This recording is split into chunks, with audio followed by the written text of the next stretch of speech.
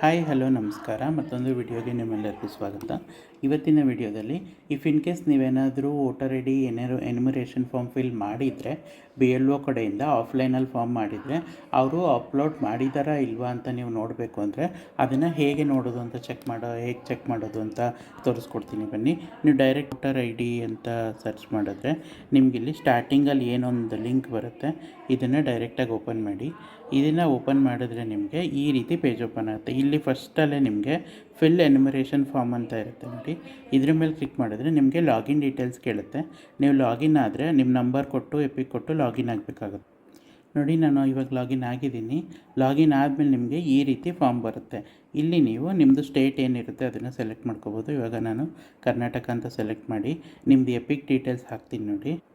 EPIC details is nothing but voter I D ಕಾರ್ಡ್ದು ಏನು number ಇರುತ್ತೆ ಅದನ್ನು ಹಾಕಿ ಹಿಂಗೆ ಸರ್ಚ್ ಮಾಡ್ತಿದ್ದ ಹಾಗೇ form has already been submitted for more details, contact your B L O ಅಂತ ಈ ರೀತಿ ಬಂತು ಅಂದರೆ ಬಿ ಎಲ್ ಒದವರು ನಿಮ್ಮ ಫಾರ್ಮ್ನ ಅಪ್ಲೋಡ್ ಮಾಡಿದ್ದಾರೆ ಅಂತ. ಸೊ ಈ ವಿಡಿಯೋದಲ್ಲಿ ಇಷ್ಟ. ಈ ಮಾಹಿತಿ ನಿಮ್ಗೆ ಇಷ್ಟ ಆಗಿದ್ದರೆ ನನ್ನ ಚಾನಲ್ ಸಬ್ಸ್ಕ್ರೈಬ್ ಮಾಡಿ ಸಪೋರ್ಟ್ ಮಾಡಿ. Thank you all.